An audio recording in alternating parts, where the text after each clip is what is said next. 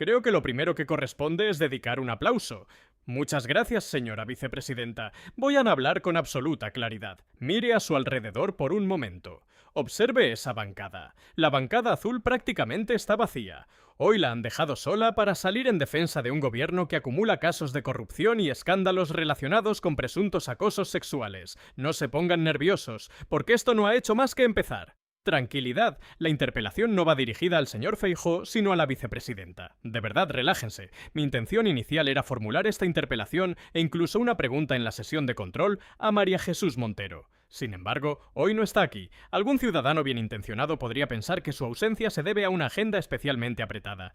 Pero no es así. La señora Montero no tiene ningún compromiso hasta bien entrada la tarde. Ha demostrado mucho valor cuando se trataba de encubrir los casos de presunto acoso sexual que afectaban a compañeras de su propio partido, pero muy poco para presentarse hoy aquí y dar las explicaciones que corresponde ofrecer. También habría querido dirigirme a Pilar Alegría para preguntarle qué asuntos trataba con Paco Salazar, mientras varias mujeres de su partido denunciaban situaciones de acoso en Moncloa, y ella seguía reuniéndose con él. Tampoco ha comparecido. Ha preferido asistir a una reunión del consejo escolar antes que venir a explicar qué relación mantenía con una persona señalada por esas denuncias cuando toda España conocía ya las informaciones que circulaban sobre él. Intenté igualmente que respondiera el señor Bolaños, pero casualmente tenía otro acto programado y tampoco ha podido acudir. Así que hoy es usted, señora vicepresidenta, quien se queda completamente sola, defendiendo tanto los escándalos de corrupción de sus socios de gobierno como los casos de agresiones sexuales que afectan a compañeros de la bancada que comparte. ¿Quién la ha visto y quién la ve, señora Díaz? Lleva cerca de 6 años formando parte de este gobierno. Se sentó junto al señor Ábalos y todos vimos cómo le dedicaba un prolongado aplauso. España entera fue testigo de aquella escena. Además, muy probablemente compartió espacios de trabajo con el señor Salazar durante su etapa en Moncloa. Y, pese a todo lo que conocemos hoy, continúa trabajando para Pedro Sánchez. No estamos hablando de hechos aislados, estamos ante una forma de actuar que afecta al Partido Socialista y al gobierno, y usted lo sabe perfectamente. Ábalos fue el primer secretario de organización. Hoy está en prisión. Después llegó Santos Cerdán, que también terminó en prisión, y todo apunta a que podría volver a ella. La siguiente persona llamada a ocupar ese puesto era Paco Salazar. Pero el mismo día en que iba a asumir esa responsabilidad, estalló el escándalo relacionado con las denuncias de acoso sexual en Moncloa. Por eso le pregunto directamente, ¿de verdad considera que todo esto son simples casos aislados? ¿O piensa que reflejan una forma habitual de actuar dentro del Partido Socialista y del entorno de Pedro Sánchez? Quiero recordar unas declaraciones suyas. El 2 de julio de 2025 afirmó públicamente que su límite estaba en una posible financiación irregular del Partido Socialista. Cuando le preguntaron si abandonaría el gobierno en ese supuesto, respondió con un «imagínese, hombre, por favor». Pues bien, el Tribunal Supremo ya ha apreciado indicios de financiación irregular y de blanqueo de capitales relacionados con el Partido Socialista. Además, la Audiencia Nacional ya ha abierto una investigación sobre esos hechos. Y sin embargo, usted continúa sentada en esa bancada. Días después, en una comparecencia pública celebrada el 12 de julio, aseguró con contundencia que no pensaba mirar hacia otro lado y que exigía a su socio de gobierno un cambio radical de rumbo. Todos recordamos aquellos días. Cada comparecencia transmitía más indignación que la anterior. Sin embargo, apenas unas semanas después, Pedro Sánchez intentó colocar a Paco Salazar en un puesto de máxima responsabilidad. ¿Ese era el cambio de 180 grados del que hablaba? ¿Mirar hacia otro lado? ¿Taparse la nariz y continuar como si nada ocurriera? Porque eso es exactamente lo que ha terminado haciendo. Quiero repasar con usted lo sucedido únicamente durante el año 2025, un año en el que, una y otra vez, decidió apartar la mirada o guardar silencio frente a todo lo que iba sucediendo. El 22 de enero, el Congreso aprobó el suplicatorio solicitado por el Tribunal Supremo respecto al señor Ábalos. Durante febrero y marzo trascendió que Leire Díaz habría ofrecido, en nombre del Partido Socialista, acuerdos favorables con la Fiscalía y determinados empresarios a cambio de obtener información comprometedora sobre quienes investigaban al gobierno. El 28 de abril, la Audiencia Provincial de Badajoz abrió juicio oral contra el hermano del presidente del gobierno y contra el entonces candidato socialista en Extremadura. Más adelante, el 12 de junio, salió a la luz el informe de la UCO que atribuía a Santos Cerdán el cobro de presuntas comisiones ilegales. Poco después, aparecieron grabaciones en las que distintos integrantes de la trama hablaban del reparto del dinero obtenido. El 20 de junio, el Tribunal Supremo imputó a Santos Cerdán por presuntos delitos de organización criminal y cohecho. 10 días más tarde ingresó en prisión provisional. Ese mismo día, además, la UCO registró la sede nacional del Partido Socialista en Ferraz. El 4 de julio, Pedro Sánchez nombró a Paco Salazar como adjunto de organización. Pero ese nombramiento apenas duró unas horas. Las informaciones relacionadas con presuntos casos de agresión sexual obligaron a retirarlo inmediatamente. Y la cadena de acontecimientos continuó. La sucesión de acontecimientos no terminó ahí. El 30 de julio, el Juzgado de Instrucción número 9 de Madrid imputó por un presunto delito de tráfico de influencias a Leire Díaz, vinculada al Partido Socialista. El 18 de agosto se conoció una nueva imputación que afectaba a Begoña Gómez y también a una de sus asesoras por otro procedimiento distinto. El 9 de septiembre se abrió juicio oral contra el fiscal general del Estado por un presunto delito de revelación de secretos. Después, el 1 de noviembre, el Tribunal Supremo apreció indicios de posible financiación ilegal y blanqueo de capitales en el Partido Socialista y remitió el asunto a la Audiencia Nacional para que continuara la investigación mediante una pieza separada. Pocos días más tarde, el 4 de noviembre, Pilar Alegría fue vista cenando con Paco Salazar cuando ya eran conocidas públicamente las informaciones que lo relacionaban con los presuntos casos de acoso ocurridos en Moncloa. El 20 de noviembre, el Tribunal Supremo condenó e inhabilitó al fiscal general del Estado. Una semana después, el 27 de noviembre, José Luis Ábalos y Koldo García ingresaban en prisión sin posibilidad de fianza. Y el 3 de diciembre, la Audiencia Nacional volvió a requerir al Partido Socialista que aportara la totalidad de sus cuentas, no únicamente las relacionadas con Ábalos o Koldo, sino toda la documentación económica de la organización. Y precisamente hoy hemos amanecido con un nuevo episodio relacionado con presuntos casos de acoso sexual dentro del Partido Socialista. Ya conocíamos lo ocurrido en Torremolinos, también conocíamos las informaciones sobre Paco Salazar, y hoy se ha sumado un nuevo caso que afecta al presidente de la Diputación de Lugo. No sé si ha tenido ocasión de escuchar los audios que han trascendido. Si lo ha hecho, sabrá perfectamente que producen auténtica vergüenza. Todo lo que acabo de enumerar ocurrió únicamente durante el año 2025, y en cada uno de esos episodios usted tomó exactamente la misma decisión. Miró hacia otro lado. En todas las ocasiones, siempre optó por guardar silencio. Por eso quiero preguntarle algo muy sencillo. ¿Cómo consigue soportar el ambiente político que la rodea? ¿Cómo puede permanecer en un gobierno sobre el que pesan tantos escándalos sin que exista un punto en el que decida decir basta? ¿Qué tendría que suceder para que abandonara el Ejecutivo y dejara de respaldarlo? Como española, le confieso que siento un enorme rechazo por todo lo que hemos visto durante este tiempo, pero como mujer, sinceramente, me resulta todavía más difícil expresar lo que provoca contemplar determinadas actuaciones. Produce indignación observar cómo el gobierno y el Partido Socialista han protegido a personas relacionadas con la prostitución y han ocultado denuncias de presunto acoso, mientras al mismo tiempo las víctimas eran relegadas a un segundo plano. El problema no es únicamente que dentro de su gobierno o de su partido hayan aparecido conductas machistas, abusos o situaciones relacionadas con mujeres prostituidas. Lo verdaderamente grave es que quienes se presentan continuamente como referentes del feminismo conocían lo que estaba ocurriendo y aún así eligieron callar. Eso sí es realmente preocupante, señora vicepresidenta. Es muy difícil comprender que los intereses políticos hayan terminado situándose por encima de la protección de las víctimas. Y eso es exactamente lo que usted ha hecho. Nada de esto me sorprende viniendo de un presidente del gobierno sobre el que se han vertido numerosas críticas relacionadas con su entorno político y determinadas actitudes que todos conocemos. Tampoco me sorprende en su caso. Hace tiempo que la coherencia dejó de formar parte de su discurso. Parece que la hipocresía se ha convertido en el precio que está dispuesta a pagar por seguir ocupando un despacho oficial. Y, ya que hablamos de ello, quizá también debería ofrecer alguna explicación sobre las últimas afirmaciones realizadas por el señor Ábalos. Dentro de unos minutos subirá a esta tribuna. Le pediría que evitara el espectáculo al que tantas veces nos tiene acostumbrados. Si es posible, no recurra a los gritos. Lo que esperan los ciudadanos no es otra escenificación. Lo que esperan son respuestas. Explique con claridad qué piensa hacer. Diga si va a seguir formando parte de este gobierno. Diga si continuará respaldando a un ejecutivo en el que, según las denuncias conocidas, existían situaciones de acoso sexual que afectaban a trabajadoras del Partido Socialista y que presuntamente se intentaron ocultar. Se lo pido sinceramente. Suba aquí y responda con claridad. Explique dónde está su límite, si es que realmente existe. A continuación tomó la palabra la vicepresidenta segunda y ministra de Trabajo y Economía Social. Comenzó su intervención dirigiéndose directamente a la diputada.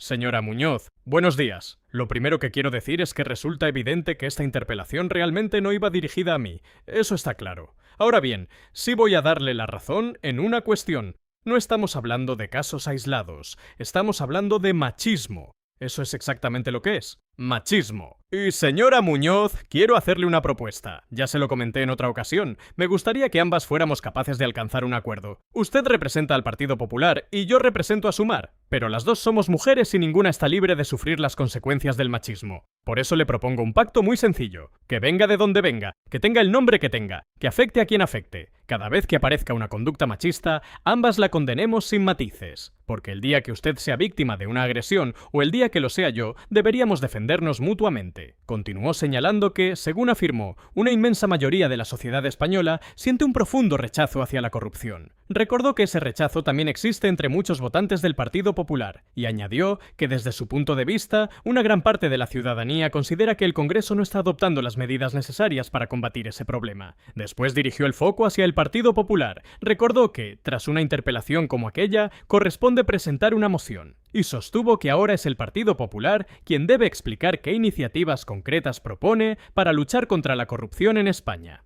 Acto seguido aseguró que desde el pleno celebrado en julio, el Partido Popular no había planteado ninguna medida en esa dirección. También quiso aclarar una referencia personal. Explicó que durante aquel mes atravesaba un momento especialmente difícil por el fallecimiento de su padre. Aún así, insistió en que entonces ya señaló que el Partido Popular no había presentado propuestas concretas contra la corrupción. A partir de ese momento, anunció que iba a salir a hablar de aquello que, según afirmó, degrada verdaderamente las instituciones del Estado y de cuestiones que, en su opinión, la oposición prefería evitar. Para reforzar su argumento, comenzó leyendo el testimonio de un familiar. El trabajo de mi hijo consistía en inspeccionar puentes para detectar desperfectos y que... Después otros se encargaran de repararlos. Aquel día no tendría que haber estado allí. Lo enviaron a una situación que terminó costándole la vida. Explicó que esas palabras pertenecían al padre de Luis Ángel, un trabajador de una UTE en Valencia durante la Dana. Según expuso, la empresa concesionaria obligó a ese empleado a continuar trabajando pese a que existía una alerta roja y a que el Ministerio de Trabajo ya había dictado instrucciones específicas para evitar precisamente ese tipo de riesgos.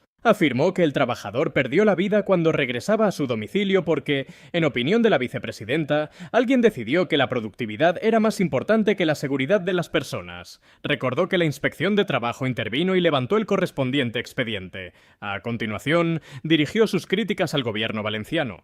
Preguntó qué hizo el señor Mazón y el Partido Popular después de que la inspección señalara posibles responsabilidades. Su respuesta fue contundente.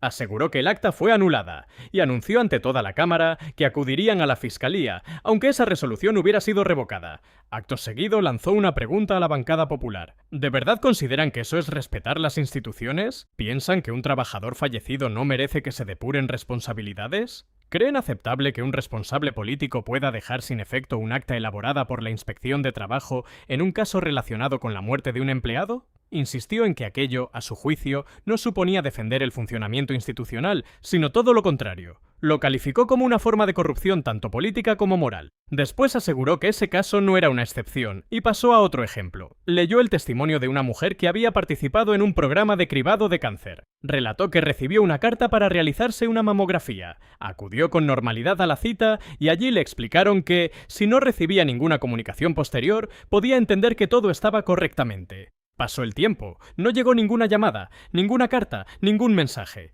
5 meses después volvió a sonar el teléfono. Entonces le comunicaron que aquella mamografía había sido clasificada como sospechosa, con un nivel 3 de gravedad. La vicepresidenta sostuvo que lo ocurrido con los cribados oncológicos en Andalucía suponía una degradación de las instituciones y una vulneración de los derechos de las mujeres y del conjunto de la ciudadanía. Añadió que, en su opinión, aquellos hechos podían tener incluso relevancia penal. Sin detenerse, pasó a otro asunto. Recordó unas declaraciones conocidas recientemente relacionadas con el Hospital de Torrejón.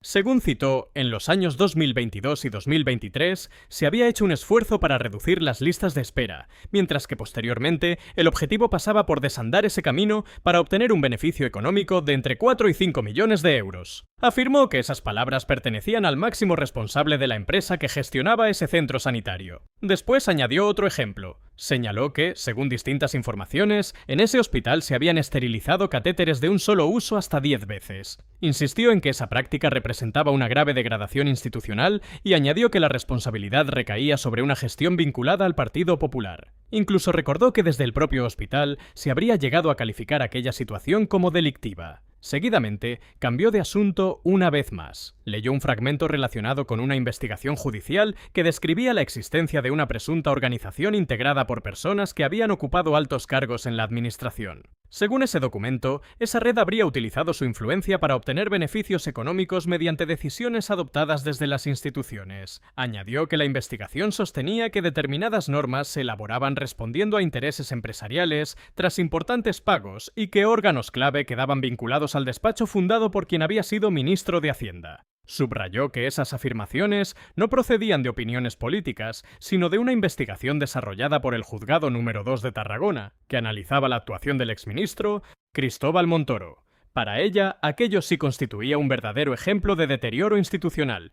No eran simples titulares, afirmó. Era corrupción. Llegados a ese punto, sostuvo que el Partido Popular demostraba muy poco interés real por combatir ese problema. Como prueba recordó una reciente votación parlamentaria. Explicó que Sumar había impulsado una proposición de ley para crear una agencia anticorrupción, siguiendo recomendaciones formuladas por el Greco y otros organismos internacionales. Sin embargo, los diputados del Partido Popular votaron en contra. Aprovechó para preguntar directamente cuál había sido el motivo de ese rechazo. Después quiso dejar clara una idea. La corrupción merece la misma condena independientemente de quién la protagonice. No debe existir ningún doble rasero.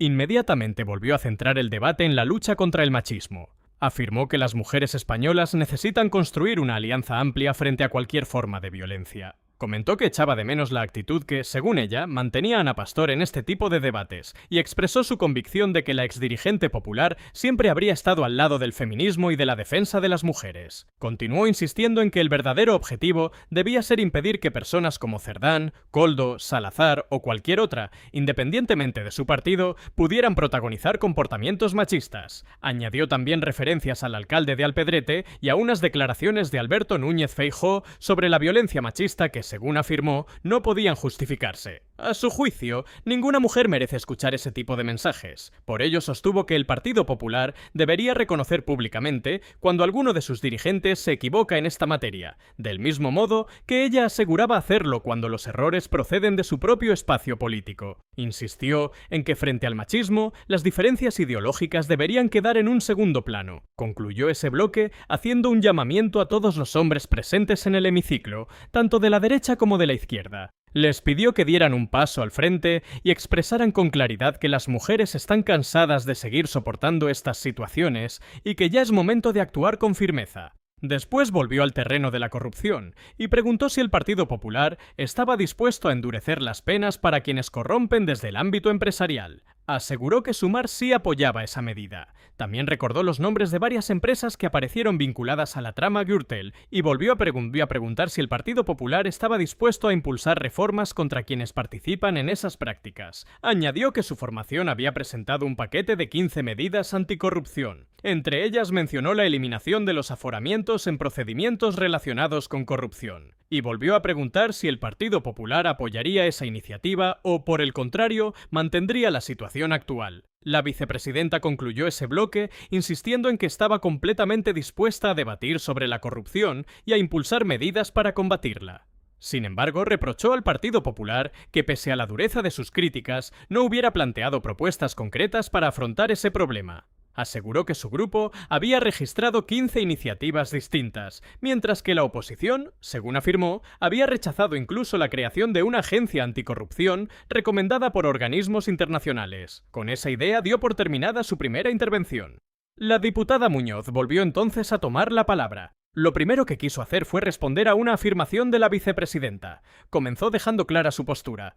Señora vicepresidenta, antes de nada quiero aclarar una cuestión. Ha hablado en mi nombre y no puede hacerlo. Yo no me considero víctima del machismo y desde luego tampoco soy una persona que encubra este tipo de comportamientos, como sí creo que hace usted. Acto seguido añadió que no compartía la idea de que todas las mujeres deban verse automáticamente como víctimas, ni que todos los hombres puedan ser considerados machistas únicamente por el hecho de ser hombres. Según explicó, esa interpretación servía para justificar los problemas que, a su juicio, afectaban al propio gobierno. Continuó con una referencia personal. Dijo que en su entorno familiar jamás había sufrido actitudes machistas por parte de su padre, de sus hermanos o de su pareja. Por ello pidió expresamente a la vicepresidenta que no hablara en su nombre. A continuación respondió a las críticas relacionadas con la corrupción. Se mostró sorprendida de que el gobierno preguntara qué medidas proponía el Partido Popular, cuando, en su opinión, el propio Ejecutivo había impulsado decisiones como la rebaja del delito de malversación, los indultos o la amnistía a personas condenadas por corrupción. Después se refirió a las 15 medidas mencionadas por Sumar. Afirmó que su grupo no respaldaba iniciativas que, según dijo, solo pretendían desviar la atención de los problemas reales. También respondió a la referencia realizada al Greco.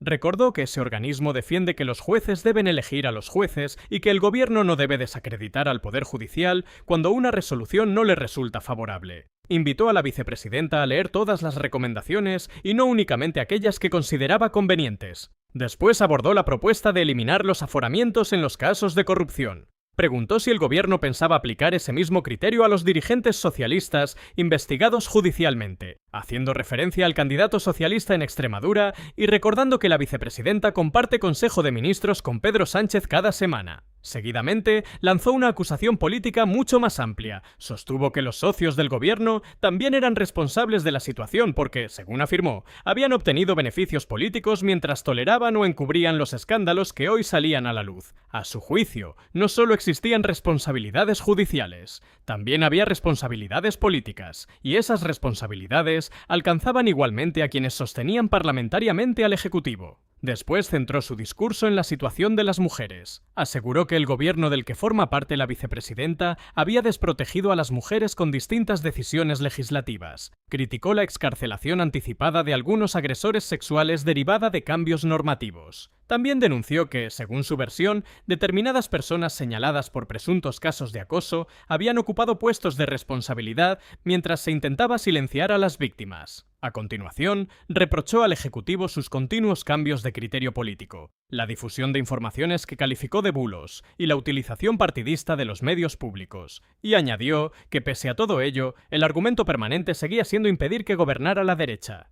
Volvió entonces a la corrupción. Afirmó que en el gobierno habían existido amaños, contratos irregulares y distintas prácticas bajo investigación. Señaló que durante la intervención anterior no había escuchado ninguna referencia a Santos Cerdán, a Servinavar, a las adjudicaciones investigadas o al uso de dinero público para contratar servicios relacionados con mujeres prostituidas. Consideró llamativo que ninguno de esos asuntos hubiera sido mencionado.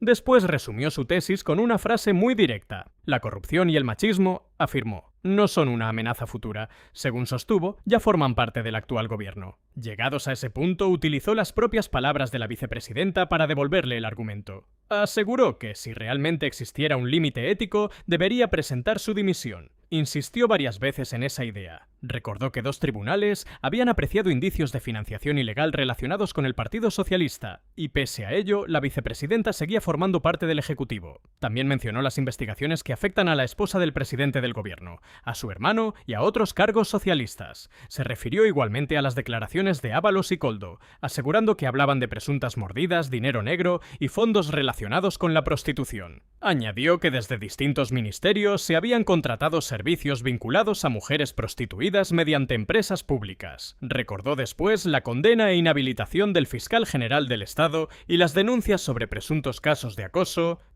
sexual ocurridos en el entorno de la Moncloa. Afirmó que, incluso entonces, la vicepresidenta permanecía en el gobierno sin marcar ninguna línea roja. Terminó pidiéndole nuevamente que no hablara en nombre de todas las mujeres, y especialmente no en el suyo. Concluyó asegurando que, en su opinión, ningún gobierno de la democracia española había perjudicado tanto a las mujeres como el actual Ejecutivo, y cerró su intervención reiterando la pregunta con la que había iniciado el debate. Suba a esta tribuna y explique cuál es su límite, si realmente lo tiene.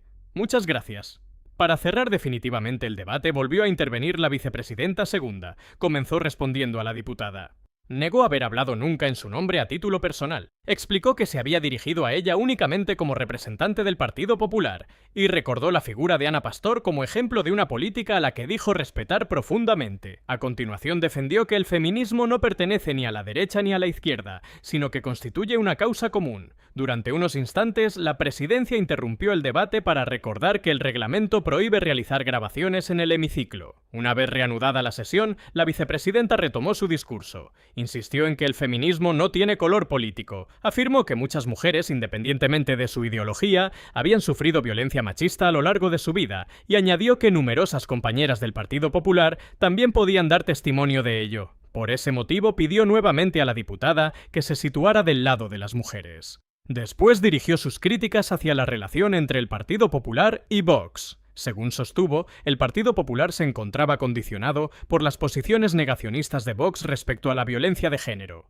Aseguró que esa dependencia impedía a los populares adoptar una posición más firme en la defensa del feminismo. Retomó entonces la referencia a unas declaraciones de Alberto Núñez Feijóo sobre la violencia machista y pidió públicamente que fueran rectificadas. Añadió que ella hacía exactamente lo mismo cuando detectaba errores dentro de su propio espacio político. En la parte final de su intervención, cambió nuevamente el foco hacia las políticas sociales. Advirtió que ya conocían algunos de los acuerdos alcanzados entre el Partido Popular y la patronal, así como determinadas propuestas incluidas en su ponencia política. Entre ellas destacó la eliminación de los comités de empresa en compañías con menos de 50 trabajadores. Según explicó, esa medida dejaría sin una adecuada protección laboral a la inmensa mayoría de las empresas españolas y debilitaría herramientas fundamentales para prevenir el acoso laboral y defender los derechos de los trabajadores. Después afirmó que el verdadero objetivo del Partido Popular era provocar la salida de Sumar del gobierno. Y respondió con claridad. Aseguró que no pensaban marcharse.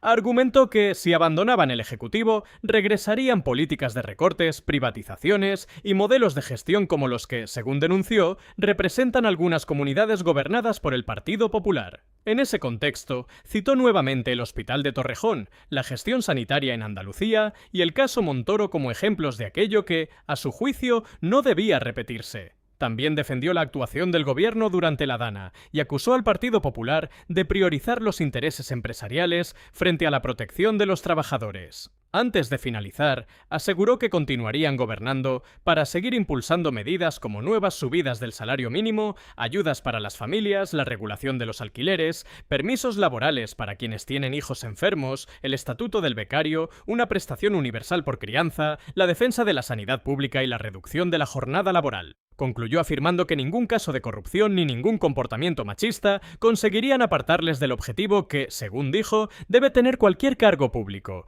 mejorar la vida de la ciudadanía, y terminó reprochando nuevamente a la oposición que, durante todo el debate, no hubiera presentado una sola medida concreta para combatir la corrupción ni otra para erradicar el machismo. Con esas últimas palabras, dio por finalizada su intervención y el debate quedó concluido.